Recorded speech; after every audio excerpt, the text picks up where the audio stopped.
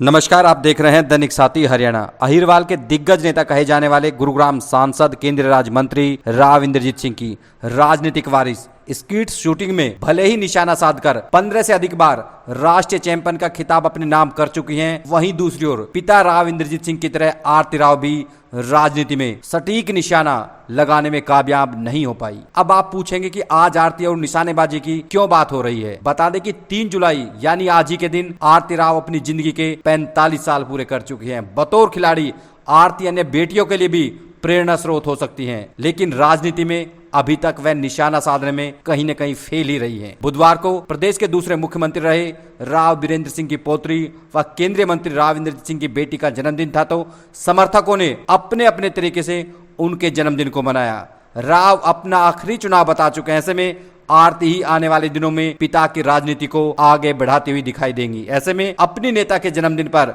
समर्थकों का जोश दिखना स्वाभाविक था। वहीं जब विधानसभा चुनाव नजदीक हो तो महत्व और ज्यादा बढ़ जाता है, ताकि अपने नेता की आंखों का तारा बन सके। 3 जुलाई 1979 को जन्मी आरती के पति बिजनेसमैन हैं, शूटिंग में 3 बार नेशनल चैंपियन पिता राव इंद्रजीत सिंह केंद्र सरकार में मंत्री हैं, मां मनीता सिंह गृहिणी हैं, दादा राव बीरेंद्र सिंह हरियाणा के दूसरे मुख्यमंत्री रह चुके हैं, वहीं एक बहन भी है। अब सवाल है कि बेटी आरती के लिए राव इंद्रजीत सिंह 2014 व 19 दोनों बार टिकट मांग चुके हैं, लेकिन परिवारवाद का हवाला देकर आरती को टिकट नहीं दी गई। राव भले ही अपने समर्थकों को टिकट दिलवाने में कामयाब रहे हो, लेकिन बेटी के टिकट के समय एक परिवार एक टिकट का भाजपा फॉर्मूला उनके आड़े आ जाता है। लेकिन इसके इतर राव बेटी को इस बार चुनाव लड़ाने का ऐलान कर चुके हैं, क्योंकि कई बार देखा गया कि मन से उनका यह दर्द छलकता रहा है। ऐसे में बेटी को टिकट दिलाकर जिताने के बाद मंत्रिमंडल में शामिल कराकर राव बेटी आरती राव को 2024 के जन्मदिन का सबसे बड़ा तोहफा देने के लिए किसी भी हद तक जाने को तैयार हैं, क्योंकि इस बार चूके तो राजनीति खतरे में पड़ जाएगी। ऐसे में